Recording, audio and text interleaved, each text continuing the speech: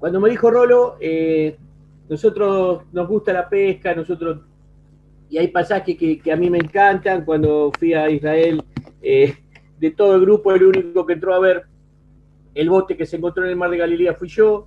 Nadie pagaba la entrada para ver ese bote. Yo sí lo quería ver, porque nací en la iglesia, nací abriendo la Biblia, nací imaginándome el mar de Galilea, cómo eran los botes, cómo ellos pescaban, cómo fue la vida del Señor, en dónde dormían. Entonces tuve la posibilidad de estar ahí y ver un bote que se encontró. Si ustedes buscan en Google lo van a encontrar. Encontraron un bote de la época del Señor, un bote de 8 metros 40, 8 metros 60, una manga bastante angostita, creo que tiene 20 tipos de madera distinta. Bueno, yo lo quería ver. Y siempre me apasiona las partes cuando ellos están en el bote, en la barca. Y bueno, yo les traigo para hoy Marcos capítulo 6, versículo 45. Cuando nosotros abrimos la Biblia, yo siempre digo que la Biblia es como un gran hotel que tiene 66 habitaciones. Y cuando nosotros nos dicen Habacuc, o Salmos, o Apocalipsis, o Mateo, o Marcos, o lo que nos dicen, nos estamos metiendo en una habitación. Y esa habitación tiene como un placar grande, tiene 16 cajones. Y en cada cajón de eso hay algo, hay una historia. Nosotros estamos en el Evangelio de Marcos. Hay 4 evangelios que cuentan la historia del Señor. Marcos, ¿quién era Marcos? Marcos, ¿saben quién era?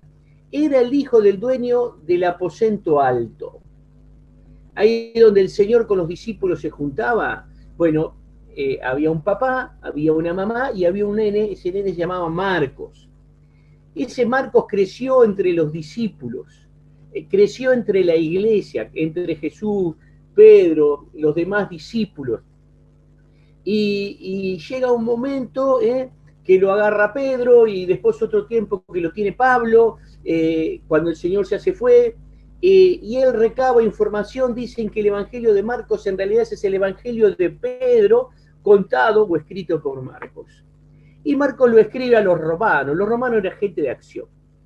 ¿Viste? Nada de explicarme de la genealogía, ni me hablé del pesebre. Cuando arrancamos el Evangelio de Marcos, Jesús ya estaba crecidito, ya estaba en acción, y así arranca Marcos. Y salta muy rápidamente de uno a otro. Lo que a uno le lleva 28 capítulos, a Marcos le lleva 16. Al otro le lleva 24, al otro le lleva 21 capítulos, Marcos te lo cuenta en 16. Y es una persona de acción. Y es una persona que cuenta las cosas así para los romanos. Y ahí estamos en el Evangelio de Marcos. ¿Dónde estamos? Estamos en la Galilea, como dicen los judíos, ahí en el norte. Está el mar de Galilea y hay grandes planicies. En esas planicies dice que era ahí donde entró esas 5.000, 7.000, 10.000 personas o más, ahí todas sentaditas, donde el Señor les habló. Y termina de hacer un gran milagro con 5 peces, 5 panes y 2 peces.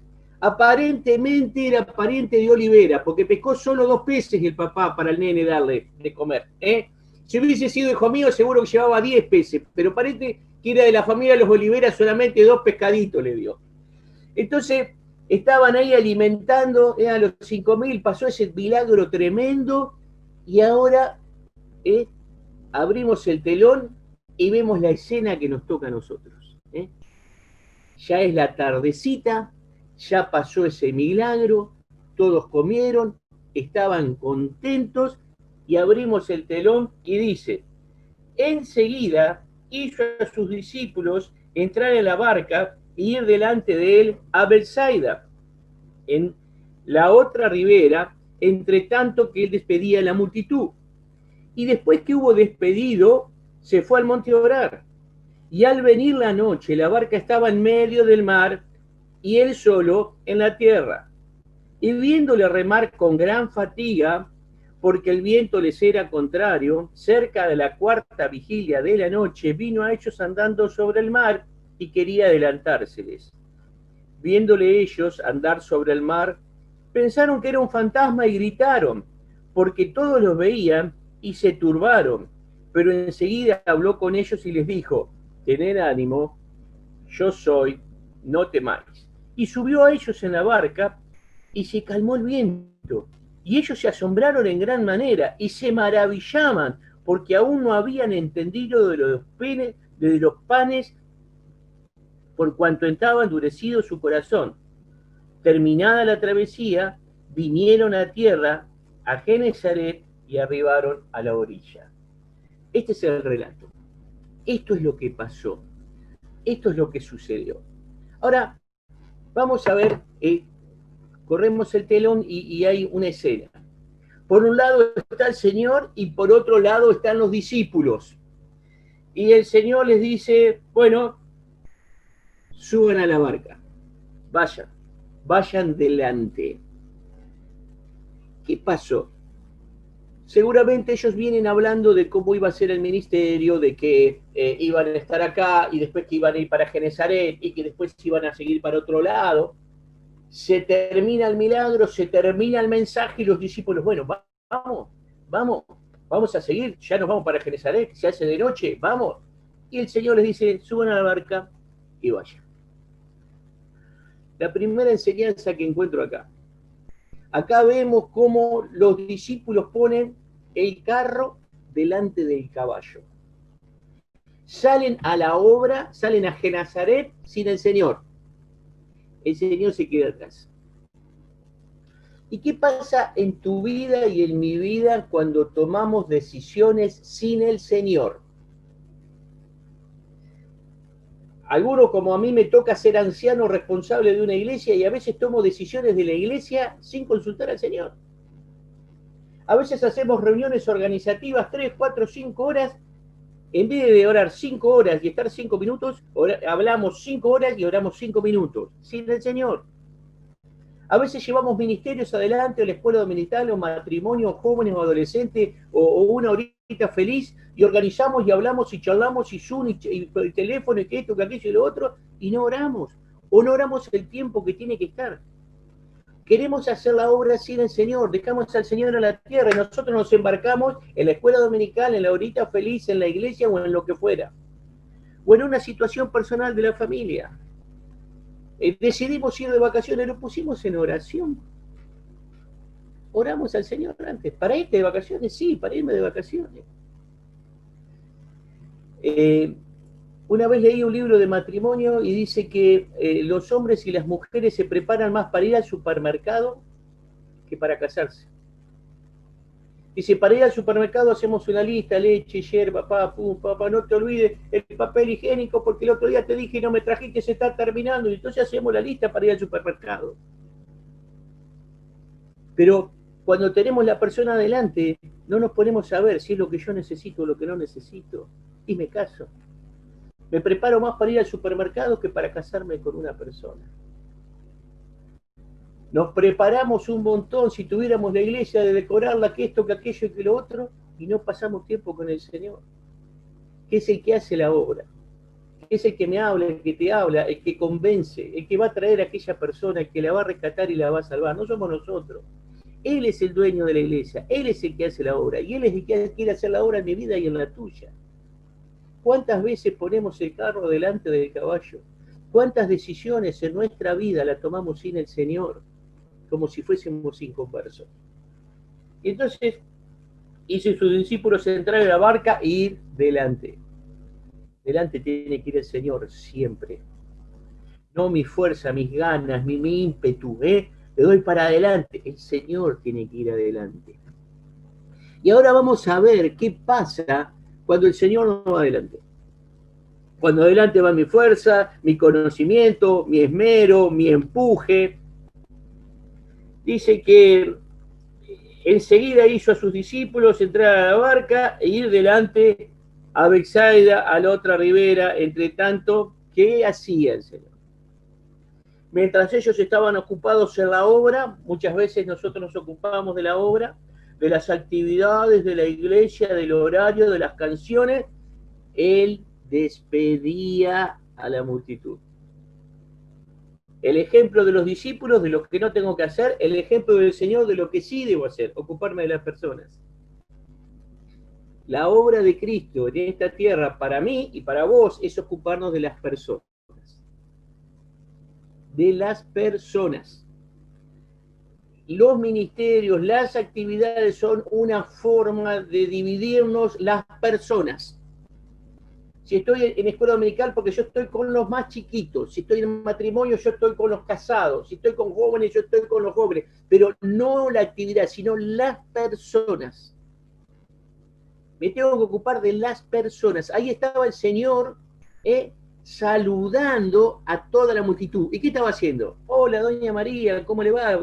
Qué bien que vino, muy ricos los panes, muy ricos los peces, decía doña María. Ah, sí, por favor, acuérdese de mí, mire la artritis, acuérdese de la artritis. Sí, bueno, voy a estar orando por usted. Si vino don José, ¿qué tal? Sí, bien, bien, mi esposa está media enfermita, por favor. Y así despidió a toda la multitud, a cada uno de ellos, con sus problemas y con sus dificultades. Querido hermano, querida hermana que estás en la obra, ¿qué hacemos con el problema de otro? Cuando un hermano o una hermana viene y te da un problema, ¿qué hacemos? ¿Para qué te lo contó? Para ponerme la capa de supercristiano e ir a solucionar ese problema porque yo voy a solucionar ese problema. Y agarro la Biblia y miro y le digo, mirá hermana, vos tenés que hacer esto, o hermano, tenés que hacer esto. ¿Qué tenemos que hacer cuando tenemos el problema de una persona? Ahí de vuelta el ejemplo del Señor. Y despedida la multitud, versículo 46, y después que los hubo despedido, ¿qué hizo? Se fue a orar. ¿Sabés quién fue el que se fue a orar? El que hizo los cielos y la tierra con el poder de su palabra. No hay un ser más poderoso que Jesucristo en este mundo. Sin embargo, cuando recibió los problemas de la multitud, lo primero que hizo, se los puso al Padre. ¿Qué hacemos cuando doña María me cuenta el problema? ¿Qué hacemos cuando don José me cuenta el problema? ¿Me creo que puedo solucionar el problema? ¿O voy y se lo entrego al Padre? Señor, ¿qué hago con doña María? Señor, ¿qué hago con don José? Enséñame. ¿Qué es lo que tengo que hacer? Ayúdame a dar la palabra justa. Ayúdame a influenciar, Señor. Ayúdame a meter la mano en el bolsillo si tengo que meter la mano en el bolsillo. Y ayudar económicamente a esta persona. Ayúdame, Señor. ¿Qué es lo que tengo que hacer? Eso es lo que hizo el Señor. Siendo el Señor, fue y oró al Padre. Qué bueno que es esto. Y a venir la noche, estamos con la cámara con el Señor despide, hace lo que tiene que hacer, se ocupa de la gente le tira los problemas, él siendo el Señor lleva los problemas al Padre, echando toda vuestra ansiedad sobre él porque él tiene cuidado de vosotros, él lleva los problemas al Padre, no es que se los carga a él, sino que los lleva al Padre, y cambiamos la escena, cambiamos la cámara y vemos a los discípulos que habían tomado una mala decisión, a los discípulos que iban ellos adelante. ¿Y qué pasó? Dice, y al venirse la noche, cuando nosotros tomamos malas decisiones, cuando no consultamos al Señor, cuando hacemos la nuestra, va todo lindo hasta que se nos viene la noche, hasta que empiezan los inconvenientes, hasta que empiezan los problemas. Y venida la noche, la barca estaba en el medio del mar. El tercer personaje, el tercer elemento que encontramos en esta historia. Los discípulos, el Señor, la barca. ¿Y la barca de qué me habla? La barca me habla de mi vida y la barca te habla de tu vida. ¿Y qué pasaba con la barca? ¿Dónde estaba la barca? La barca estaba de noche en el medio del mar. ¿Y de qué me habla el mar en la Biblia? La Biblia, cuando habla de mar, me habla del mundo. La barca estaba en el medio del mundo y de noche. Cuando dejamos a Jesús de lado, se nos nubla la vista. Cuando dejamos a Jesús de lado, tomamos malas decisiones. Cuando dejamos a Jesús de lado, perdemos el rumbo. Y ahí está nuestra vida cuando tomamos decisiones y no le hacemos caso al Señor. Ahí está nuestra vida cuando tomamos decisiones y cerramos su palabra. En el medio del mar, de noche. Entonces dice, pero dice más, Fíjate que dice,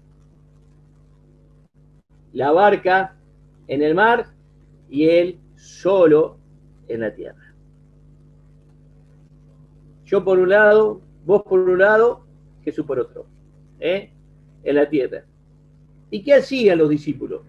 Estaban ahí porque le pusieron ganas, porque el entusiasmo fue más que el consultar al Señor, y viéndolos remar con gran fatiga, porque el viento les era contrario, cerca de la cuarta vigilia, 3 de la mañana de la noche, vino a ellos andando sobre el mar y quería adelantárseles. Jesús andando sobre el mar, Jesús andando sobre los problemas, Jesús anda sobre los inconvenientes, Él no está metido en los problemas, en las dificultades, Él pasa por arriba. Los discípulos estaban ahí metidos en los problemas con el viento en contra, remando. Seguramente la barca hacia agua cada vez pesaba más, no sabían para dónde ir porque se había puesto de noche, estaban cansadísimos y ahí haciendo un esfuerzo que no servía para nada.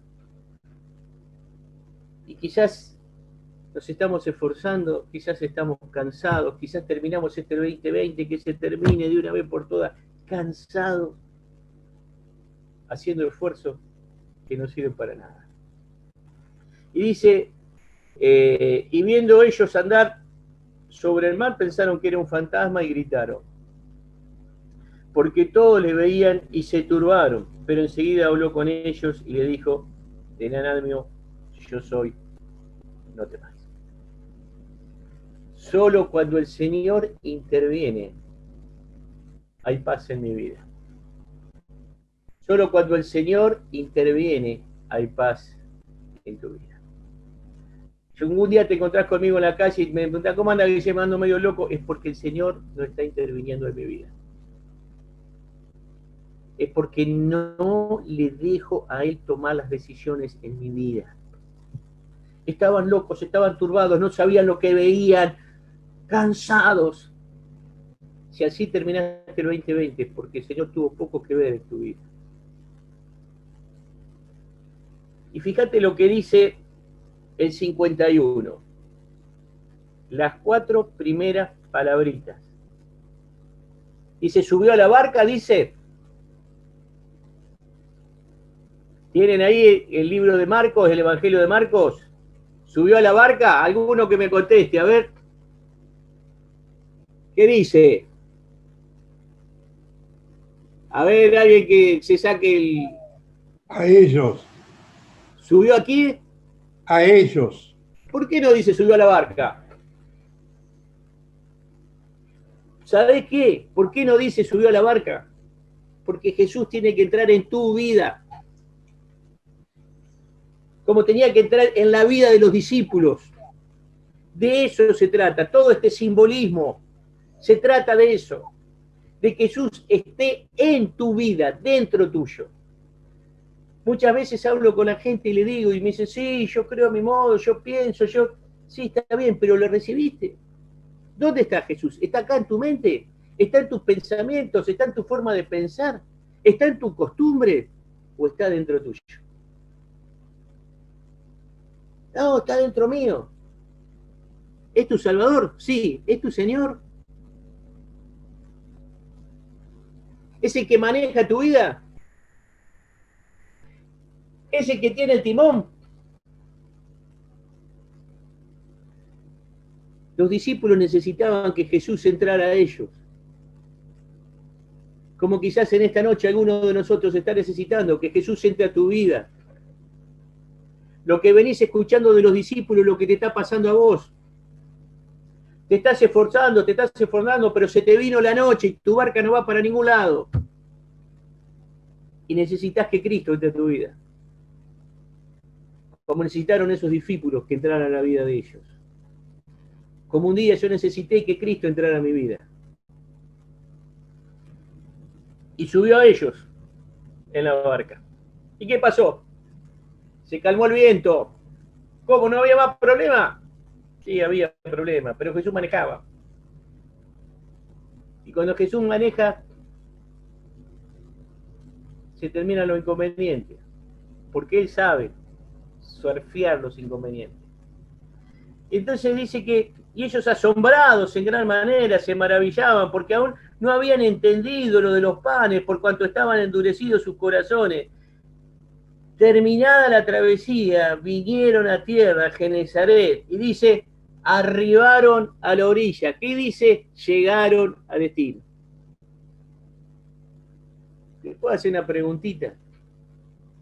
¿Para dónde vas? ¿Para dónde vas? Si te tenés que hacer esta pregunta, ¿qué te contestas? ¿Qué de tu vida? ¿Qué de mi vida? ¿Qué estamos haciendo con la vida? Porque en cualquier momento se termina. ¿Para dónde vamos? Estamos como los discípulos, esforzándolo, pero no vemos la orilla. Cuando Jesús entró a tomar las decisiones en los corazones de los discípulos, ellos llegaron a destino. Mirá, cada uno de esos discípulos murió. Lo mataron de forma tremenda. Pero su vida tenía un propósito. Su vida tenía un destino. De esos discípulos la vida no fue fácil. Fue mucho más difícil que la vida de nosotros. Pero estuvieron con paz.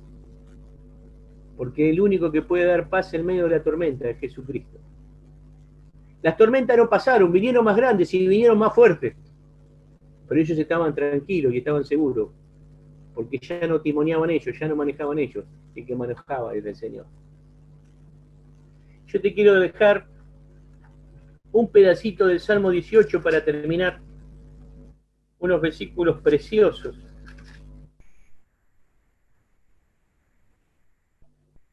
Es el resultado cuando Cristo entra en la vida de una persona. Es el resultado cuando Cristo entra a tu barca, a tu vida, a mi vida. Dice el Salmo 18, versículo 31, porque ¿quién es Dios sino solo Jehová? No sé cuál es tu Dios. No sé qué estás siguiendo. Porque a veces somos cristianos, pero seguimos el dinero. Las decisiones que tomamos las tomamos todas por dinero. Entonces puedo ser cristiano, pero mi Dios es el dinero. O quizás el qué dirán, o quizás no sé qué puede ser. ¿Cuál es tu Dios? ¿Cuál es mi Dios? ¿Qué es lo que me hace seguir cada día, esforzarme en la obra? Es que la gente acepte a Jesucristo, que la gente crea. ¿O qué es? ¿Cuál es mi Dios? El salmista dice, ¿qué Dios? No hay otro Dios como Jehová. ¿Y por qué usa la palabra Jehová? Porque ese Jehová significa yo soy el que estoy. Pablo le dice a Timoteo, aunque fuésemos infieles, somos infieles. Él permanecerá fiel. De eso se trata Jehová, es el que está, el que no se borra. Y termina diciendo, aunque fuésemos infieles, somos infieles. Él permanecerá fiel, porque Él no puede negarse a sí mismo. Está en su esencia, ser fiel. Está en su esencia, estar al lado mío, no dejarme. Cuando tomo buenas decisiones, cuando tomo malas decisiones, cuando lo hago parte y cuando no lo hago parte, Él está ahí. ¿Y qué pasa cuando yo decido recibir a Cristo y que Cristo está en mi vida? Dice el versículo 31, la segunda parte, ¿y qué roca hay fuera de nuestro Dios? Él es mi roca. ¿Y qué es la roca? Era la cueva, era la protección, era el auxilio. Ay, hermano, hermana, podemos pasar los problemas que pasemos, pero si estamos en Él, en la roca, protegidos por el Señor, aunque ande en valle de sombra de muerte, no temeré mal alguno, porque tú estarás conmigo. Sentimos la protección del Señor. Dios es el que me ciñe de poder, dice el versículo 32. ¿Y qué es eso? Cuando ya no doy más, cuando me parece que no tengo más fuerza, cuando me parece y digo, no me puede volver a pasar esto. Él es el que me da el poder para poder seguir adelante. Y sin Él no valgo nada, no soy nada. Pero aparte dice, y hace perfecto mis caminos. ¿Sabés cómo camina el hombre sin Dios? Él es el que hace perfecto mis caminos. Si no me equivoqué en esta, fue porque lo seguí. Si no me equivoqué en esto otro, fue porque hice lo que su palabra decía. Si no me equivoqué acá fue porque me lo impidió. Él hace perfecto mis caminos. No es que uno, Él es el que me guía. Él hace perfecto mis caminos. Quien hace mis pies como de ciervo, como terminó el libro de Habacuc, que en las alturas me hace andar. Empieza el libro de Habacuc, lo que estaba viviendo el pueblo de Israel era un desastre, el pueblo de Judá era un desastre. Dice Lamentaciones que se comían los hijos. Qué tremendo que fue esa época, la que Habacuc tenía que vivir. Y él empieza clamando al Señor, ¿hasta cuándo clamaré y no irás? Y termina con este versículo, su libro. ¿Qué cambió? Nada cambió. Judá era un desastre, estaba siendo atacado por ser atacado por los babilónicos. Era época de guerra, era época de sitio, era época de hambre, era época de desgracia humana. ¿Qué cambió? Nada. ¿Sabes qué cambió el corazón de Habacuc? Decidió confiar en el Señor. Y como decíamos en la reunión anterior, decidió dejar mirar el problema para ver el Dios que puede solucionar el problema. Como ese nene con esa ondita que se enfrentó a Goliat. Todo Israel miraba al gigante.